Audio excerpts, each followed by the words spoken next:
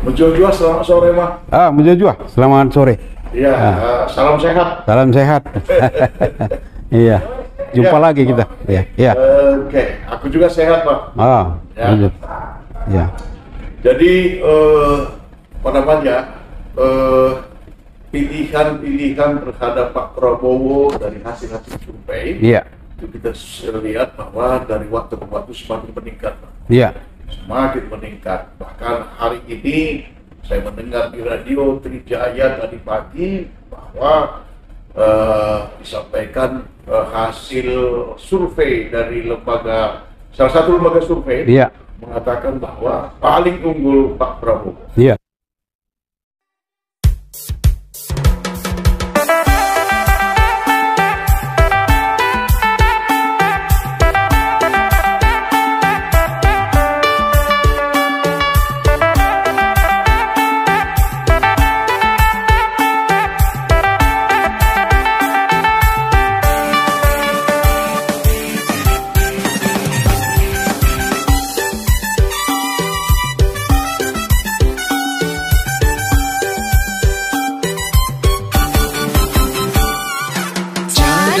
Cadas, enak cadas.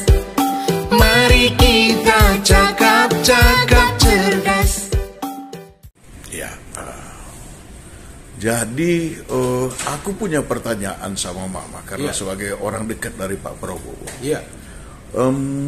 Bagaimana jiwa nasionalisme dan kenegarawanan dari Pak Prabowo di dalam pandangan Mama? Iya. Silakan. Iya. Terima kasih. Jadi alhamdulillah memang yang kami sampaikan tadi itu adalah fakta-fakta yang sekarang berkembang di tengah-tengah masyarakat, bahwa menjelang Pilpres 2024 ini kita tahu kandidasi sekarang antara calon-calon itu sudah berkembang, dan banyak lembaga survei juga melakukan survei penelitian, dan alhamdulillah Prabowo sekarang di hasil dari penelitian itu menunjukkan bahwa tren kesukaan dari masyarakat itu makin baik dan makin meningkat. Jadi kita menghargai itu semua. Soal kenegarawanan dan soal nasionalisme Pak Prabowo, saya kira kalau kita baca rekam jejaknya, karena saya alhamdulillah juga memang dari muda bersama-sama beliau, dari masih bujangan lajang sebagai perwira lulusan Akmil atau Akabri. Jadi saya mengenal betul karakter beliau dari muda sampai hari ini. Beliau sebagai salah satu menteri di era Pak Jokowi ini, kemudian salah satu pemimpin partai politik. Yang saya tangkap bahwa Pak Prabowo itu hari ini dengan usianya seperti sekarang dan cita-cita dia sampai hari ini, saya menganggap bahwa dia hari ini adalah, kalau kita ibaratkan, manusia yang sudah selesai dengan dirinya. Sudah selesai dengan dirinya. Bagus sekali kalau gitu. Jadi, semua perjuangan beliau, baik itu pribadi dia, usaha dia, maupun politik dia, saya anggap hari ini dia benar-benar sudah selesai dengan dirinya. Maka yang kita tangkap dari orang-orang yang di sekitar dia, dia benar-benar mendharma baktikan penuh hidupnya untuk hari ini, kalau kita tahu, untuk anak buah dia, untuk partainya, dan tentunya untuk bangsa dan negara. Jadi cita-cita beliau memang selalu juga beliau sampaikan ke kita bahwa memang beliau punya cita-cita, bahwa beliau bercita-cita untuk memimpin negeri ini, karena beliau punya mimpi, bahwa beliau yakin dengan kekayaan kita, dengan sumber daya manusia kita, dengan luasnya wilayah kita semua. Beliau punya keyakinan bahwa mimpi dia itu bisa diwujudkan, bahwa Indonesia ini akan menjadi negara yang hebat, negara yang maju, karena kita punya jumlah manusianya banyak, sumber daya manusianya begitu besar, pemuda-pemuda kita juga. Kalau kita lihat sejarah perjuangan kita, bahwa pemuda-pemuda lah yang semua menggerakkan perjuangan itu. Mulai dari zaman Budi Utomo, Sumpah Pemuda, sampai pergerakan kemerdekaan, Bung Karno, Pak Dirman, itu semua pemuda. Bahwa hari ini beliau berjuang pada usia seperti itu, tapi jiwa beliau itu tetap menyala-nyala sebagai seorang pemuda. Nah, ini yang kami tangkap sehingga kadang-kadang kita yang muda-muda, lebih muda dari beliau pun, yang di sekitar beliau mungkin malah keteteran, ibaratnya begitu. Bahasa militer dari sisi pemikiran, cita-cita, sikapnya. Jadi soal kenegarawanan dan sikap-sikap nasionalisme itu juga bisa kita lihat dari tindak tanduk, sikap, ucapan. Sekarang beliau ada di pemerintahan, kita bisa melihat bagus bagaimana sekali. beliau menempatkan diri sebagai pembantu presiden. Betul. Walaupun Pak Joko itu tadinya rival dia, tapi beliau sekarang bisa memposisikan diri sebagai seorang pembantu presiden, sebagai menteri.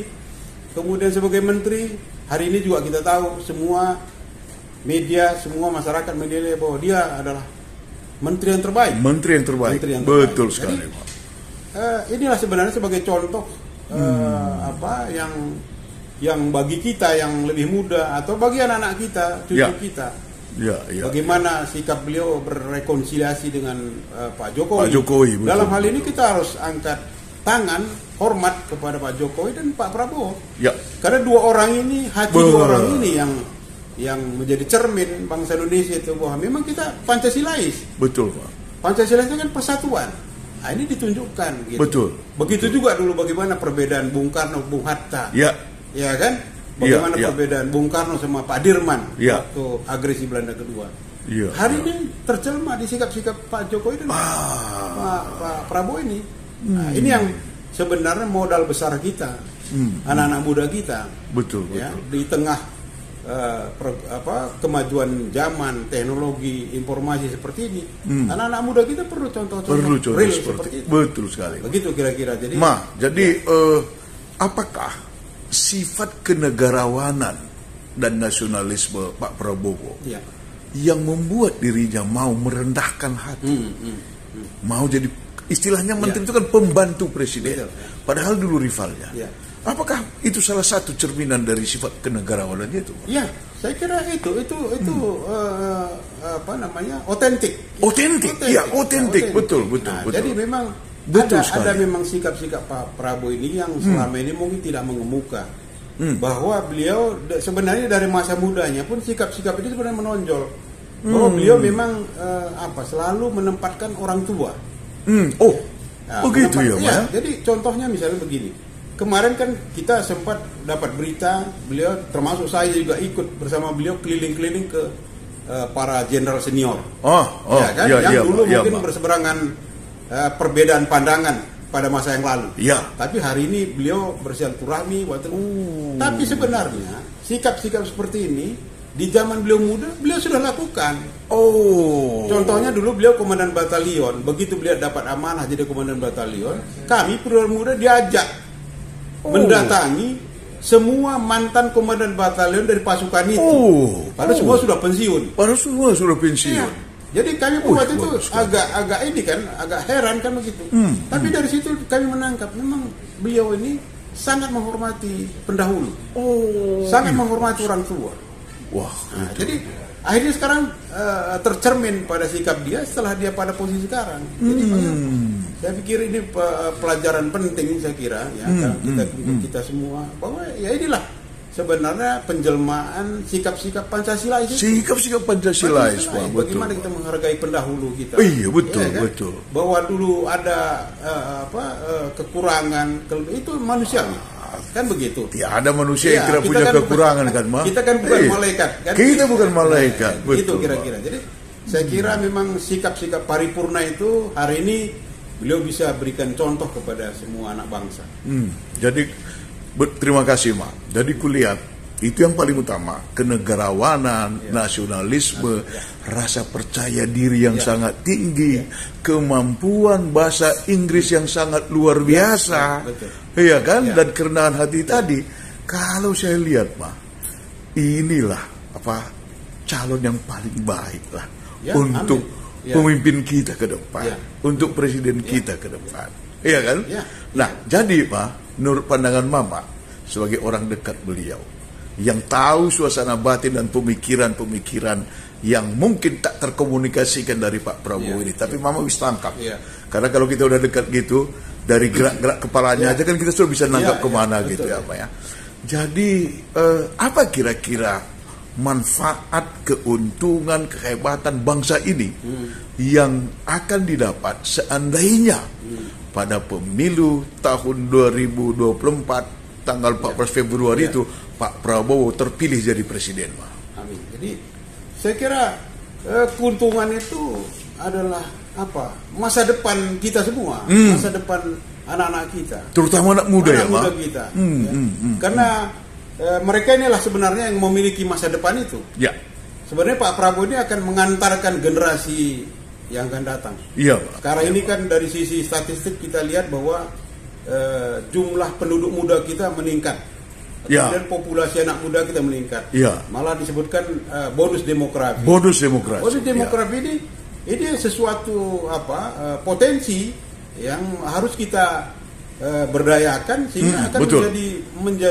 menjadi booster Iya, pendorong Indonesia utama emas ya. itu. Nah, kan begitu.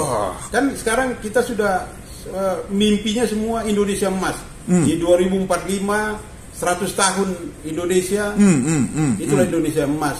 Kan begitu. Nah, harapannya Indonesia adalah menjadi negara maju, ya kan, menguasai teknologi, kemudian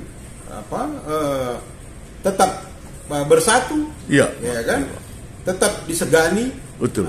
dan rakyatnya mendapatkan kesejahteraan dan keadilan. Wah, itu dia, Pak. Kan Ya. itu yang menjadi cita-cita kita semua. Betul, Pak. Nah, betul, jadi, betul. kalau hari ini para pemuda kita yang terdidik dan mayoritas sekarang anak-anak muda kita sudah ikut di pendidikan sekolah, saya kira bisa melihat itu semua. Iya. Dengan tampilnya Pak Prabowo seperti itu, ini adalah modal besar kita. Bagaimana melanjutkan kepemimpinan yang sudah dirintis oleh Pak Jokowi dengan kesederhanaan, dengan bekerja dengan fokus, Bagus akan dilanjutkan oleh Pak Prabowo dengan pemikiran dan gagasan yang brilian supaya bangsa kita kan menjadi bangsa yang besar. Karena memang bangsa kita adalah bangsa yang sangat luas, kaya. Hari ini kita tahu luasnya Indonesia ini betul. iya kan, hampir sebanding dengan luasnya Eropa. Iya, Eropa itu berapa puluh negara. betul. Kita hanya cuma satu negara. Jadi Iya. sementara kita memang satu negara kesatuan, tapi potensi kita Sabang sampai Merauke. Iya, Pak. Betul. Iya kan? Betul. Dan perjuangan kemerdekaan kita itu dulu kan juga diperjuangkan oleh para pejuang kita dari Sabang sampai Merauke. Dari Sabang sampai Merauke. Betul, Inilah yang betul, Pak. harus menjadi perjuangan kita, perjuangan Pak Prabowo, Betul, cita-cita kita semua. Bagaimana agar Indonesia emas itu akan bisa tercapai, maka ya istilah Pak Prabowo itu kita akan meninggalkan panggung dengan tersenyum. Wah, Kan begitu. Siap. Ya, inilah pertaruhan kita sekarang sebagai bangsa dan harapan kita kalau beliau akan tampil sebagai pemimpin, mimpi dan cita-cita tadi itu akan terwujud. Amin. Harapan kita. Amin, Pak. Ya. Tadi Mama ada sedikit terlintas bahwa Pak Prabowo akan meneruskan apa yang sudah dirintis, dibangun oleh Pak Jokowi. Ya. Mama yakin sekali itu bahwa Pak Pasti. Prabowo akan Ya, meneruskan pasti. Karena Pak Jokowi. Kami kan begitu panjang bersama-sama beliau. Beliau kan dulu komandan batalion, meneruskan komandan batalion sebelumnya. Oh gitu. Kan begitu. Oh, oke, Di militer itu iya. kan memang estafet kepemimpinan seperti Harus seperti itu ya, Ma. kan? Nanti ke atasnya komandan brigade, komandan grup, terus begitu. Ya, kan? Jadi nggak mungkin seorang komandan yang baru itu tanpa meneruskan Pendahulunya. yang pendahulunya. Oh, Nah, gitu. Makanya saya bilang tadi kan beliau justru melakukan pendidikan bagi kami. Beliau mengajak kita kepada para sesepuh yang pernah memimpin batalion itu. iya, Ma. Iya. Beliau bertanya, bagaimana dulu Bapak memimpin pasukan ini? Oh, Bertanya. ditanya seperti itu ya, dengan rendah hati Langsung beliau ditanya. bilang, Pak Prabowo bikin begini, bikin anak buah kita begini, amat hebat. Jadi itu yang beliau serap.